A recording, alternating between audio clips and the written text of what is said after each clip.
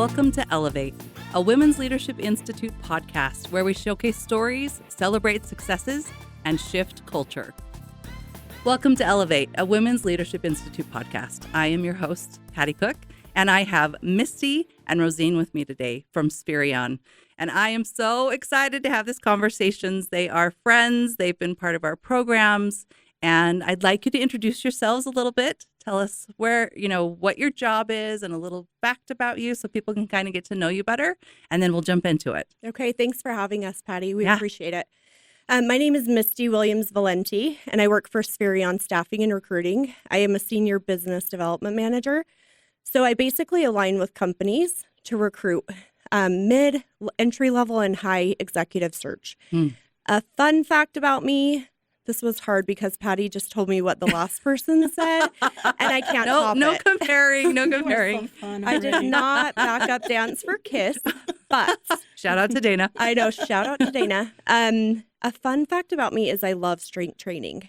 I just did a PR for I don't know what a PR is. a personal record Okay. for a deadlift at almost 300 pounds. What? Yeah. So I'm super excited about that. I feel really proud. About it. Congratulations. She's a little bit strong. That's in every impressive. Yeah. It's exciting. Okay. All right. Okay. Well, how can I follow that?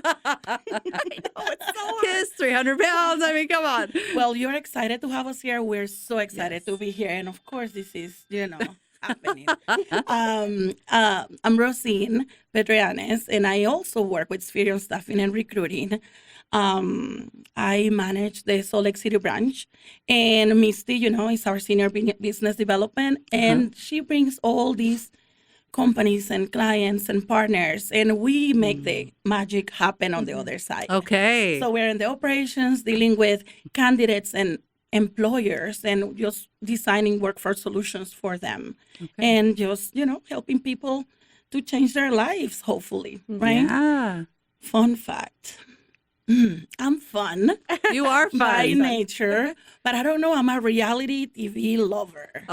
Oh my God. Any special show?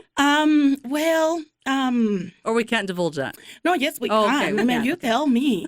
So right now I'm into the Real Housewives, right? So Okay. different cities and all that. But I mean, old school Bad Girls Club. Oh, yeah. I love that. Okay. I So didn't that's even a know that thing. fun fact. There you go. Yeah. I watch every season. The So, things we learn. yeah.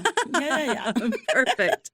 Well, when I thought about the topic, one of the topics we talk about a lot at the Women's Leadership Institute is mentorship and allyship, women supporting other women. I thought of you too. So, Misty, you went through our career development series, which is our 8th-month leadership series for mid to senior level women. And then the next year, I love that you came back to graduation when Rosyne went through it. Yeah. Yeah. So tell me a little bit about your experience in the program and then how you picked the next person. The 2022 cohort is what I was involved in, and it was during the pandemic, right after things were weird in the world, and I Right. think we were all looking for connection. I'm a really connected person. In person networking is obviously my jam. That's why I'm in a business development role. I love people, and so it was an opportunity for me to not only gain more skills, which is something I've always been growth minded, but connect with women. And I think it was the perfect opportunity to apply for the cohort. And I felt like when I got accepted, it was like I got accepted into grad school or something. It was really exciting, and we celebrated it. That's awesome. It was just a transitional time, I think, like in the world, that we needed that connection. So networking, but also just learning from others. I think it's really important to connect with different people from different backgrounds. And I think that's the perfect vehicle for a lot of women in my, mid to high level to understand and develop different skills that can help us achieve more and succeed. Yeah. And then also with that, it's really important to share that information as we learn it. And so I would go back to the office and I'd be like, what are your career drivers? And how do we create these goals together? And how do we strategic plan better? And Rosyne was just like excited and on board and just so there's people who are just willing to learn and open to learning. And she's one of those. So it was just perfect to, encourage her to develop herself in that way as well. So it was it's been a beautiful gift in both of our lives, I think. Yeah, I love that. Yeah. One thing that we do encourage in the cohort is take this back to your teams, take this back to your friends. So I love hearing that you actually did that. Yeah. And that you benefited. She did a great job on that. I mean, we're always catching up on things. A plus, Misty. Thank you. She did a great job on that. It's the first A plus I've ever had, so thank you. Whatever. We're always looking for topics to talk about without even looking for topics to talk about. Okay. And we have a very famous 5-minute meeting that it's a variety of Never things. 5 minutes. It's never 5 minutes. You It's bet. never, and then we're always like, I think we need a 5-minute meeting right now. I'm like, I don't have those 5 minutes. We had to start Yeah. taking our 5-minute meeting to like Friday nights. No, really? They get long. Yes. Yeah. And I remember her sharing her experience with the program. And I remember that I actually looked at it before, but I'm like, oh, this would be cool to do it. But, you know, when you really don't do it, like, okay, I'm going to do it. I'm going to postpone it. Or, oh, my gosh, the deadline. I saved the tab, and then I'm like, oh, no. Oh, where did that go? I don't know. But actually, she bringing up these topics that were of so much interest. You're talking about the connection, the development, the learning, and things that you can relate to, and how you make those applicable to your everyday. Yeah. Because the lessons are not only for professional development, but for your own personal growth. Yeah.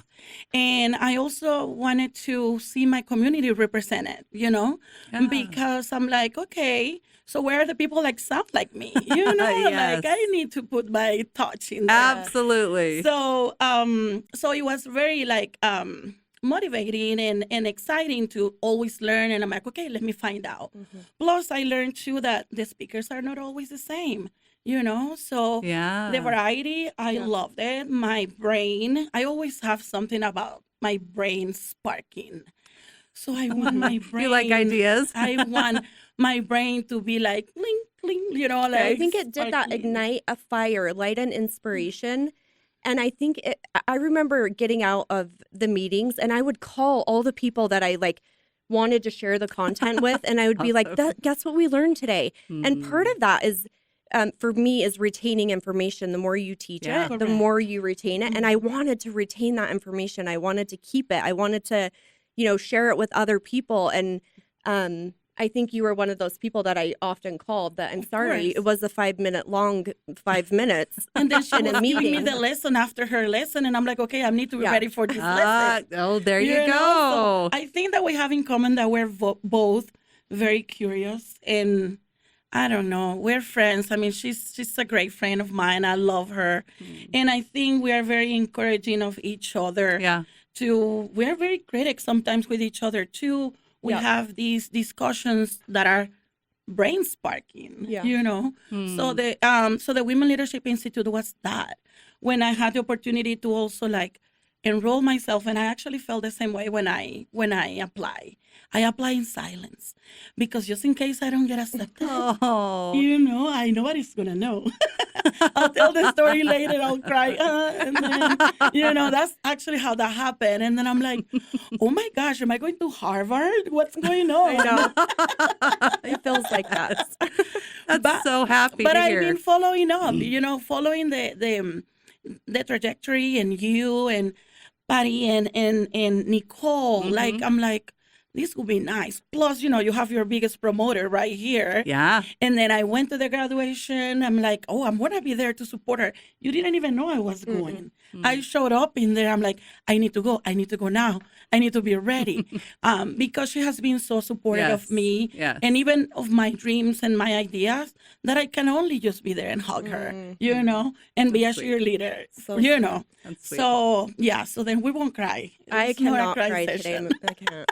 I love what you guys were talking about because statistically, most people know that mentors are good for us, right? Like you've been talking about sparking ideas. It ripples into our professional and our personal lives. But most women don't have relationships like this at work where you can both interact personally and also learn together. You're right. Yeah. And from each other. Yeah. Oh, there are absolutely. things that we learn together, but there are things that I definitely learn from her. Same. You know, so. Yeah, I think that's good. So in your careers, who else has been a mentor to you and how has that impacted your career? You want me to go first? Mhm. Okay. I feel really lucky when you asked this question and gave us the parameters. I thought a lot about this, and I definitely have had so many mentors, like truly a lot of people. I think when you're curious naturally, or when you admire people, or when you want something, I feel like that shows up in your space, and so because you seek it. So for me, I've had a lot of people early on in my career. There's phases of mentorship for me that were very much male dominated, I think, in my early career. Yeah.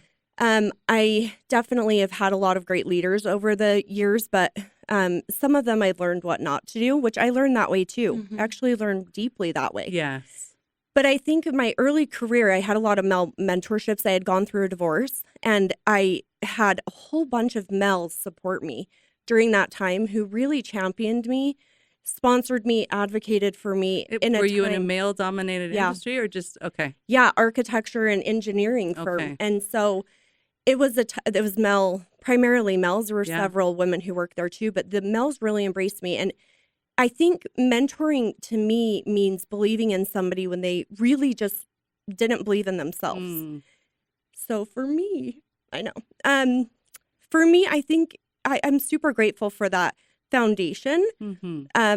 Because they really did believe in me when I didn't believe in myself. That gave me the self-esteem to be even more curious and develop more, and to be excited about learning and growing, and not afraid to be vulnerable with people, right? Like I was going through a weird time in life, and they helped me. Then fast forward now, I sit on the executive board for People Helping People, and I mentor. So it's really paying it forward and giving back to my community in that regard. So it's been multifaceted for me, but I'll always have a mentor, both personally and professionally. I create that in my life. I plan strategically for my own life. And if there's a skill set, whether it's like a foundational skill, I want to be more emotionally intelligent, or I want to be, a better communicator, or whether it's a hard skill related to my job to be better at, I try to create, 2 each quarter. And then I find a mentor, somebody who can support me, a book or a learning institution or somewhere that can support and facilitate and close that gap for me. So it's just a practice that I've had. Mentorships, I think, are critical. Communication and connection, I think, are just vital to success and to being able to thrive. And you are so great at that. She's consistent at that, always just doing that. And not only that, but she's always trying to mentor somebody unsolicited. Unsolicited. Like unsolicited. You're like, let me tell you. Not wrong. I'm like, I know what we're doing. But it sounds like it was really important for you. It was right? foundational. Like that was emotional for you to have people who were in your corner when you didn't believe in yourself. Like that is so, I think we've all been in spaces where that's really important for us to move forward. So I appreciate that. And sometimes it's okay, it's unsolicited, because it comes from a really true place, right? It really comes natural. Even when she plans, she has her structure, her calendar, she does it naturally, even with people that don't even know, she's giving a good advice, offering help. So it's like that. Information shout out to Misty meant for to be shared. Yes. If you learn something that really impacted your life, why not share it? Yeah. Like, I don't want to ever, and here's the thing too. A lot of people, like, instead of bringing people up, we kind of, somebody said this to me once, we rise above something and then we like bring the ladder up with us. Let's not do that. Let's not bring the ladder up. Like, share that information. Let other women rise above. There's enough success for all of us. Yeah. Right? I think that's a generational thing. Because as we talk to women, sometimes women have had this idea of scarcity, like there's only one position at the top, and I've fought really hard to get it. Right. So they don't turn around and bring people up with them, like you were talking about. But I feel like more and more as we talk to people and we graduate women, that they want to share it. And I'm so happy that that is changing, because I love that too. I really feel like there's a place for all of us. Absolutely. And there's strength in numbers, in my opinion. So I think that's and your spot on. shine doesn't dual mine. Like your abundance doesn't make my life abundant. We all ebb and flow at different times in our life. let's celebrate that for everybody. If you don't want to grow and you don't want to be you want to stay in a mid-level manager role, it's okay. Like you have permission to do that. If you want to grow, you should have the opportunity to do that as well. Mm-hmm. Yeah. And let's share the goodness, the secrets that shouldn't be secrets. I call them like, I'm the behind the scenes. I'm going to share all my secrets with you right now. Are you ready? Because they're not secrets. So then I can share whatever I know. And I always say, you make it your own. Put your personal touch, what you think, improve it, get it better. And when you're talking about that, I always think that I want to make it a little bit better. I think at least a little bit better to the ones coming behind me. For sure. There is always somebody coming behind me. I will tell you, hey, I know that this is how people do it or have done it in the past. This is what I found. It worked better for me. Try it out to see if it works better for you. I love that experiment. So, hey, maybe, or even in our organizations, right? One thing that I have learned about Patty is that I think that she communicates better this way. Hey, have your thoughts together if you're going to talk to her. Present this with confidence. Yeah. Do your research before. I'm not going to just throw somebody to the lions. Just go there, figure it out. Because I had to figure it out the hard way. Because there's some empathy, from experience. So definitely just sharing that is so important. And when I look back, just reflecting about your question too, and mentors, writing all these notes last night that I forgot about. But and like she was saying too, like there are so many different stages in your career when you start. And I went to school for a 90% male dominated career. And so I went to school for petroleum engineering. Oh, interesting. So, it's a 90-10 That could have been your ratio. fun fact. That could have been your fun fact. Is that fun? Yeah. That's fun. Yeah. But I remember this being like all my professors, everybody in the faculty, everybody was a man, and you are knowing, oh, that's so hard.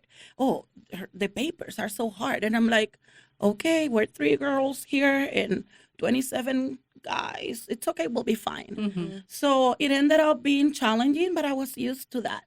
When and I remember this powerful woman. She was an engineer that I looked up to, and I'm like, she's awesome. What's her name? And I remember her making an impact for me, and I had to pick a mentor. And the list was all of them were men. And then there was Isandra Villegas, and I'm like, I'm going with her. I'm like, I'm going with her. And then I started realizing, oh my gosh, we can do so much. Fast forward to so many years later, I came here to the United States, and trust me, my confidence is not what it is right now. Know that I'm super confident, but now I think I know myself better. I know what I can do. I know what and I'm like, wow, how can I even? I wouldn't understand a word of English, So I'm like, how can I do this? And then do it right. I still tell people sometimes, hey, turn your subtitles on, baby, because I'm going to talk, and that's okay. I love that you just embrace it, though. Yeah, I embrace it, and I love it because you know how hard I've worked to get to this. So it is my thing. This is claim me. it. Yep. This is me. So I remember working in this customer service job that I saw so big. Am I going to get hired? Finally, that I think I'm understanding. I think I can do this. Okay. I went to that interview, and the guys were hesitant, and I would see it.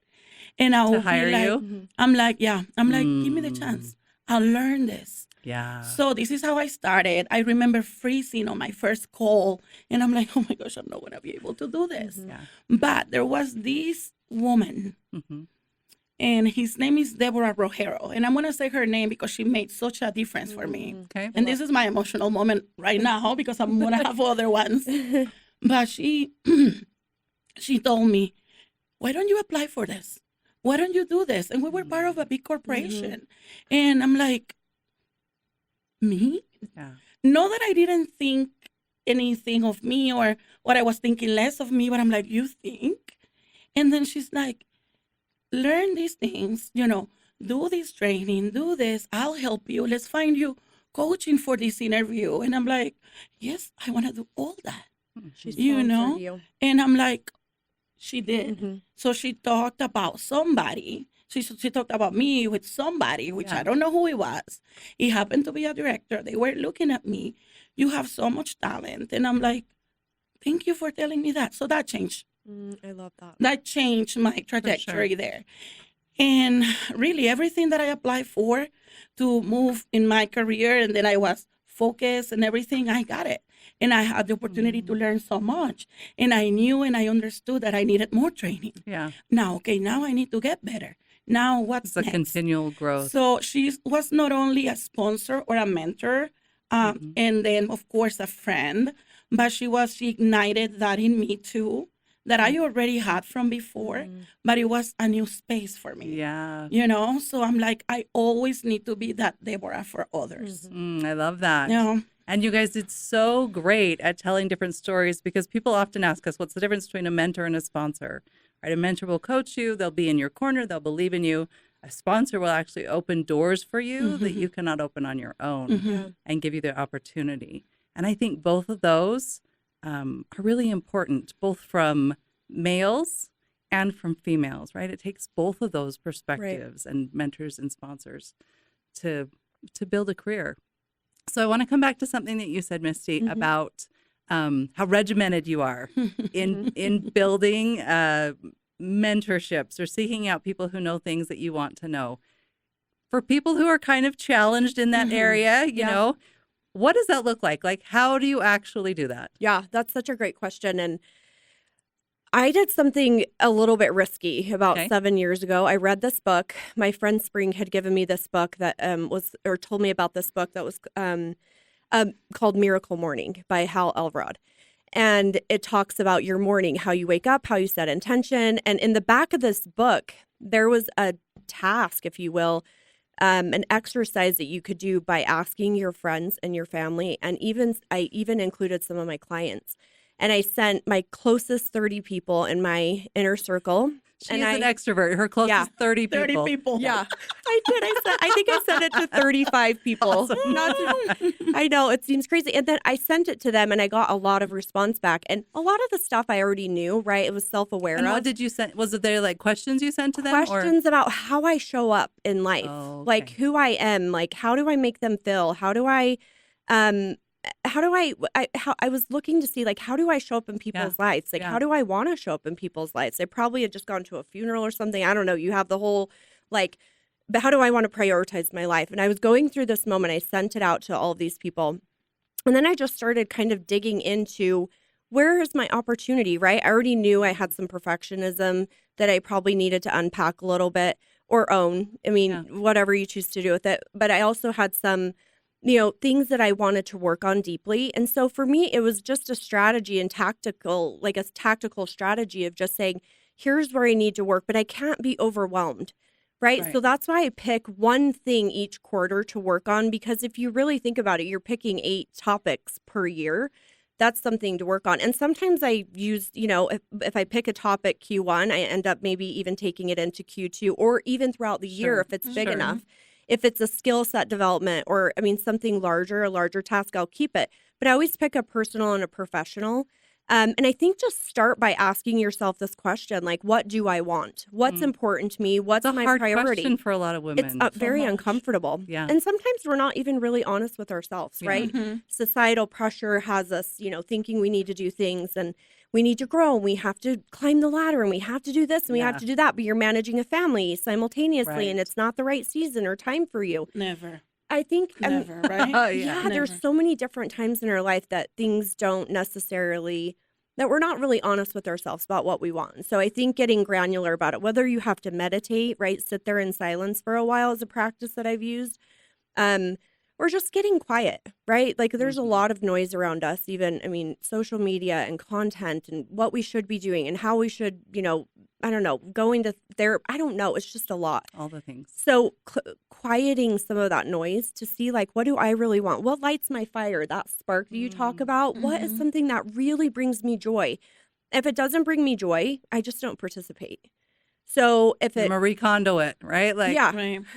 I mean, if it's not going to bring me joy and fulfillment, I don't prioritize it anymore. So that's how I processed, kind of the tactical ability to just sit down and write out goals, and then I just show up for myself. It's unreasonable. It's like an appointment with you I would show up for. But I had to that was some work for me to do, is to show up for myself, right? Like I have a 2-hour morning routine that I have to wake up at 5 o'clock in the morning for, because I have a family to raise. So you just kind of get creative, but you show up. Yeah. And it's not negotiable. So I like that. That's cool. And how do you network? How do you find mentors in your next topic, and what lights you on fire? What's your process? Well, I don't have 30 people that I reach out to. That's okay. Some people do, some people don't. To ask for these things, but through connection is really important for me. Yeah. The relationship, what I feel, intuition. And then I feel that connection with you, like those people that are, oh my gosh, are you going to be my person? I think that you are. I'm very like we're going to be friends, You huh? know what I mean? We're going to be friends like in 2 hours. Yeah. So that is important, but also looking for that connection in people that you admire. And it can be either within your organization, within your industry, which can be even a competitor sometimes, because you are just in the same type of business, but also outside. Sometimes even with friends, and I try to spark these conversations with friends that they do something totally different. Let's say that somebody works in transportation or in medical industry, and then try to get another perspective, right? Yeah. And the thing is that when you were saying like you need to know what you want, sometimes we don't know or we don't have an idea. So I would say to find what brings you joy or happiness or whatever you want to put it, but you need to try to define first what that means to you. Because maybe what brings you joy or you is different what brings me. So where do you feel the best at doing what? So I start exploring that, or when I said that, how I call it, when I said that my brain sparks. When I'm doing what activities and what's the intention of that activity. So just really paying attention. Paying attention to that, and paying attention to your emotions and your what you know, what you do, and then be intentional about what way you're going to go. And remember, there is always time for everything else, but we need to put ourselves first. That's something that I struggle a lot I've with. been mentoring her. That's showing up for yourself. That I struggle with because I want to take care of everybody, everything. I think that's a common thing. All the time. And I think it's very common for us women, right?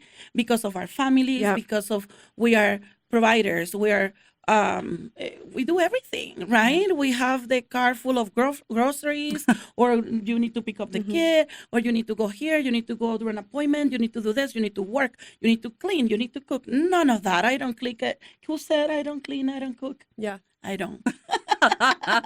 There's lots of things to juggle for many of us. Not everyone, I mean? But we all have differing priorities. Right. So just learn what those are and what those mean to you, and then just make a little bit of room for that, and then give yourself the grace that you are making progress, because we're not perfect and we'll never be, but we can be as perfect as we can for what we have and who we are. It's a process. It's interesting. As you say that, I think back to the episodes we've done with companies, and they say the exact same thing when they talk about belonging, diversity, inclusion. It's a process, right? Because sometimes we'll do really well. Sometimes we backtrack. Sometimes we move forward.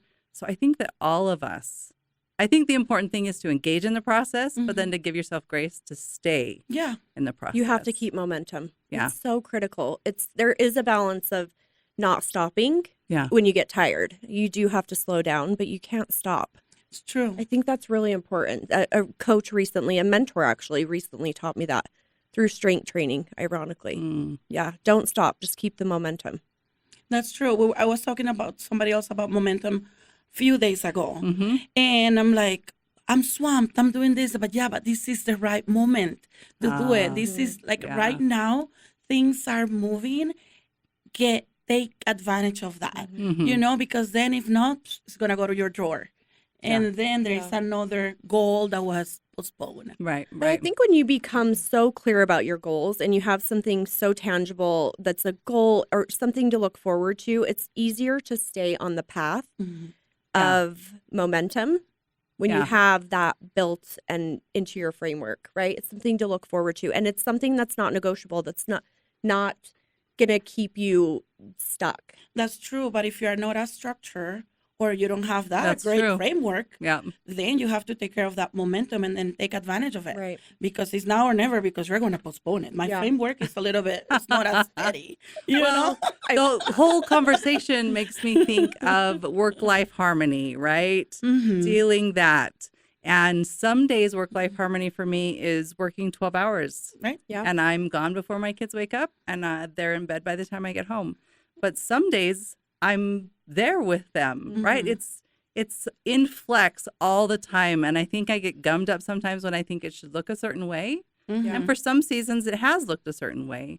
But I think the most important thing is just to know that life is in flex. So when you're in that moment, or when that opportunity is before you, like, grab it Yeah. and know that there'll be another season, right? You can Mhm. do something differently. Yeah, you're absolutely right. That's such a gift. Something I learned through the pandemic, like flexibility, Yeah, for right? sure. We just have to be adaptable and flexible. Nothing is perfect.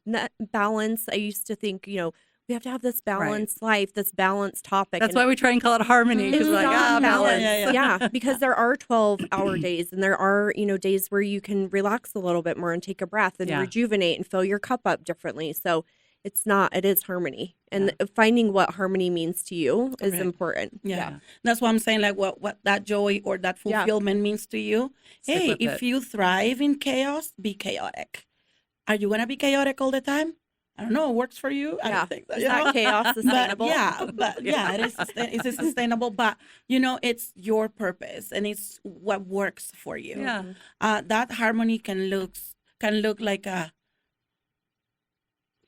regular wave that you That's what I ride thought you were doing. The when wave. you go, like, or it can be like You a got her. big You're reading her. wave. Yeah, I'm like, like a is she big wave. waving? But Yeah. you mentioned opportunity. Yeah. And we have to be ready for that opportunity because Yeah. we all get opportunities, but it's what we do about it. Right. And how we approach that opportunity, then when we can, maybe make a difference or make a difference even for ourselves, Yeah. So, I think one thing you're talking about this whole conversation is why it's so important for companies to have flexibility in how women onboard, how we offboard, how we're retained, because there are different seasons of life and the things that we can do.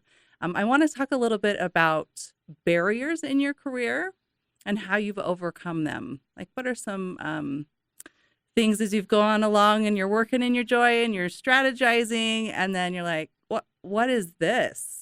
And then how do you get over those? Take a deep breath. Take a deep breath. I would say sometimes resistance to change. Okay. When you bring something different to the table, Yeah. that usually, in general, people are scared of, like, Of the change of it. feel a little unstable. Why? Why is that? Well, why not? Mm-hmm. And then I had a friend that she will always say, like, I'm like, okay, well, why are we doing that? Well, why not? And then she wouldn't say anything, but it was everything. Well, why not? So I'm like, that's right. Well, why not? Like, That's right. like, why not? So that resistance to change is something, but I would say, like, the number one thing to any barrier. And I remember that I told you, like, me and the going to school and then having all this, that was a big barrier, but or the language barrier or whatever barrier, but believing in yourself, believing that whatever you put your head into, your mind, your intentions, you can accomplish. You can do it. And if you cannot accomplish it at the level you want, you're going to get there, and then you can get better, and then it's going to get easier. So just keep at it. So So the keep idea at of it. momentum. Yeah. Okay. Yep. Okay.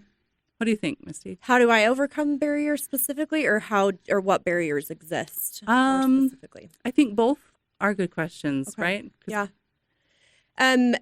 Overcoming barriers has looked different in different parts of my life and different times in my life. And I think for me, showing up for myself is something that I've learned over the years. I used to think self-care was getting a pedicure. Truly, like in my 20s, Yeah. self-care was like, I got a pedicure today. I'm really loving myself. Well, that's sometimes how it's sold, right? Yeah, that's what I thought it was until I got into my 30s, and then I, did a deep dive inside, and then it got layered. Like Shrek was not wrong about the onion thing. Like you kept pulling back layers, and then it's like this. It's never a means to And an you're end. crying while you're pulling back the layers. Yeah. It's just like it's like a whole journey, So I think it's looked different for me over the years, but it's just being disciplined. And I think the core values that keep me overcoming any barrier, right, is curiosity for one. Like foundationally for me, I'm naturally curious, which I'm really grateful for. Is just how can we overcome this? Like, how do we overcome this obstacle? And there's a lot of issues that exist in the world and here. I mean, that's just the reality of it. There's a lot of problems everywhere. I mean, my child's going to represent Sudan as a delegate. I mean, there's a lot of problems in our world that are, a lot of them are bigger than they are here. So we have an opportunity to fix some of that through curiosity. I think genuinely being open and willing to learn and listen to other people is how we're going to overcome some of the challenges. Yeah. I used to be pretty hardened. Like if it didn't look a certain way or this was a barrier, it would harden me and like, I don't want anything to do with it. And now I feel like I embrace it so much differently. Like I'm curious, how did it get to be like this? I'm curious about the history of it. I'm curious about the people, the systems, and how do we overcome that? Because we do need to acknowledge that there are some systems and some barriers for women in Utah that are absolutely unacceptable. It's the year 2024. Like we need to do better with closing the gender wage gap. We need to do better with, providing inclusive and diverse and, equitable environments for women specifically and women of color. Yeah. That's unacceptable to have, a 70 cents on the dollar, compared to our male counterparts, and even more so for women. I think those are things that we need to address and talk about and be open and willing and curious to learn. And I appreciate so much. I feel like there are so many men out there who really do want to learn, who are willing to learn and advocate for what's right and want to do better. I feel like generally most people want to do better. And I think curiosity helps us get there, and just listening to each other and really taking action. Right? You're like the momentum you said. If you acknowledge that something isn't right, it doesn't make it bad or wrong. Yeah. Can't bury you into a hole. It really has to have some compassion around it, and acknowledgement that we can do better. So I think for me, it's momentum and compassion and curiosity, addressing some of these, big topics that we're trying to tackle. Well, and one thing that you said I loved is you're like, I wanted to represent me. Like, where are the people who look like me in this? Yeah. And I just wanted to say that too, that, and then just talking about the diversity, and then including more like everything that is out there, every type of mindset, background, it's so important. But one barrier that I see, and then just following up on what you're saying, of course, talking about the gender gap and the pay gap, of course, it's lower for women, we know, and it's even lower for women of color. Yeah, it is. So it is so frustrating, know, and it's like you get like, really, like, I'm doing even more than you or better, or, and this is what's happening. But it's through education and awareness and all that. But a barrier that I see that actually even bothers me sometimes, that it's like, and when you're saying that people, organizations, leaders, they're wanting to be more flexible and know more. And we're so inclusive. And so I find it a little bit of a disconnect, and some other times a lot of a disconnect, because we sometimes become a culture of repetition, right? Yeah. What's trending right now? Because now we're all talking about connection. What's trending or what's built or and established that 100 years ago that's so let's talk about a quote. We all love a good quote or a good initiative. So we are repeating that. We're saying that it sounds good, it looks good, but are we putting the action to actually represent what we're trying to portray? Yes.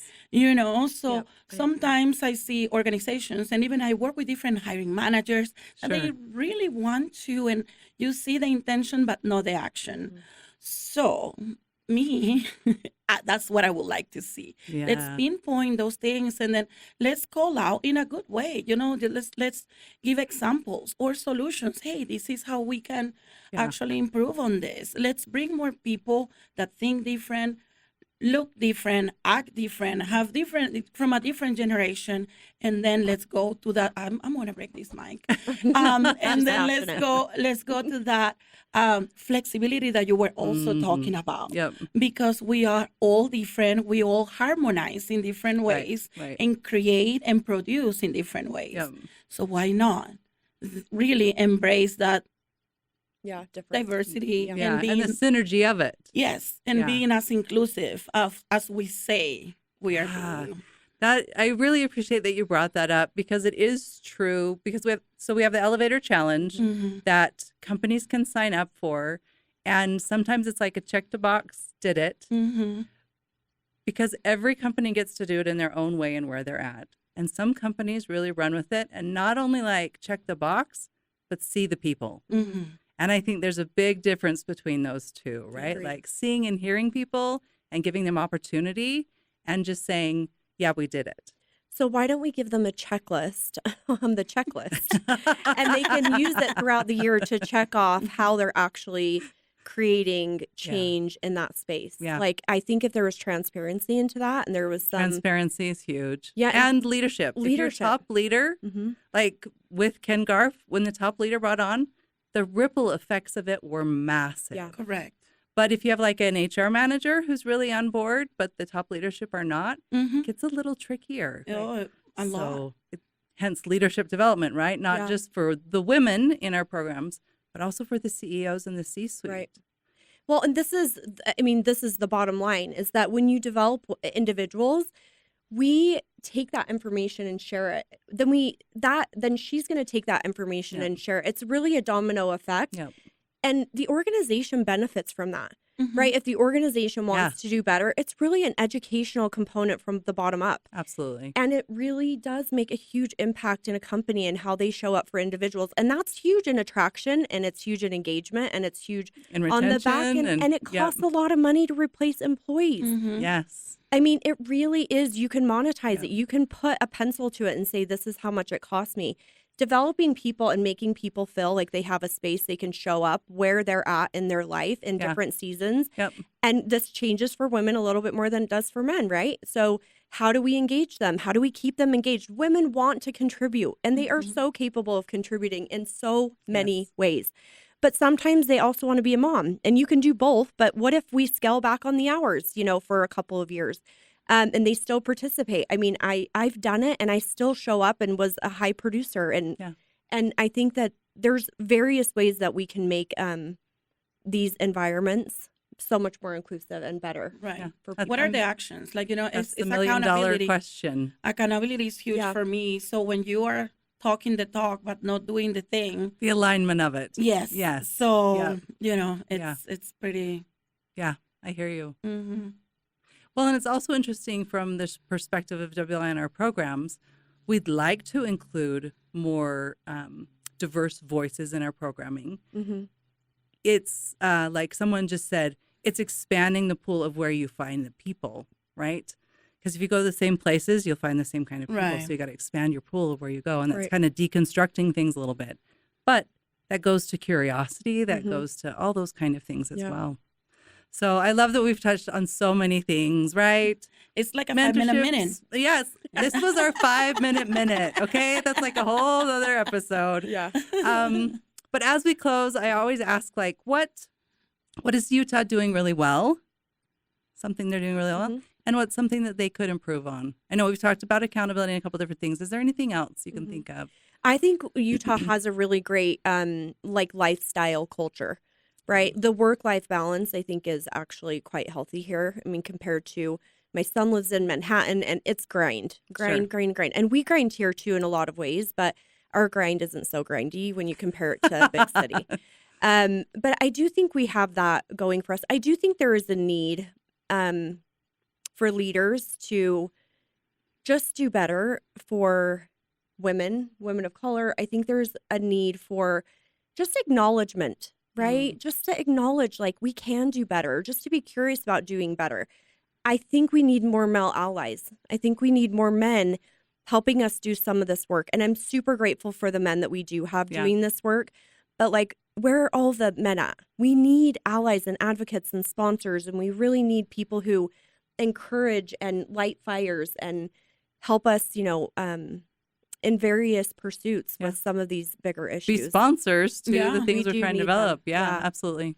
And men care. They have daughters. They have wives. Like who are Yes, in when this they get daughters, environment. they have a tendency to care more. Yeah. Mhm. So shout out to all the men who advocate and ally. Super Well, grateful. and in all honesty, that's one thing that I hope this podcast does is share the stories of the people who are such good allies to this work. Because often they aren't recognized. They're just behind the scenes Agreed. doing the good work. But there is a lot of them out there. There are a lot of them. I also Grateful think for it's that. important that for us, or for everybody fighting these fights, and putting this out there, like the work that you're doing and the Women's Leadership Institute and all the work that you do, that more people back you guys up, back us up, that more people speak up, more women speak up, because we tend to do it in private, and we are afraid of confrontation, and we are afraid of, oh, what are they going to say about me? Yeah. Don't forget about that. They're not going to say anything. Let's We got to let the let's imposter really, syndrome go. because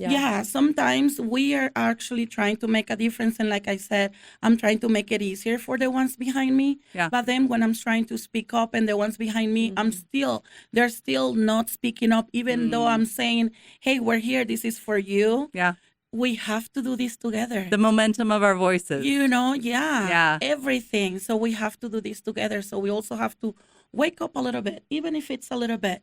Be a little bit more vocal or more intentional about what you're saying. Yeah. That little 1%, 2%, whatever that represents to you, can make a difference, because now it's going to be your voice, her voice, and my voice. Yeah. So I think I love that. all of us supporting each other, and even more women supporting more women. And instead of like sometimes criticizing each other hard, it's be like, let's do it. How can I help you get there? Yes. So I think everyone needs a 5-minute. Yes. Everybody needs a 5-minute meeting. Hashtag 5-minute I'm so glad that we're driving back. We're driving together right now, because I have a few things. Yeah. Well, I love this discussion, and I love that you two are so different, but such good friends. Yeah. Like that has been really amazing to watch, and I commend you for that. And thank you for coming to our programs and sharing what you learned, not only with each other, but everyone else, right? Let's rally and get this ripple going so we can impact more and more people. Thank you for coming. We're here for you. Thank you. And we'll see you again. Thank you, Patty. You're Thank welcome. you. Thanks, Rosyne. Thank you.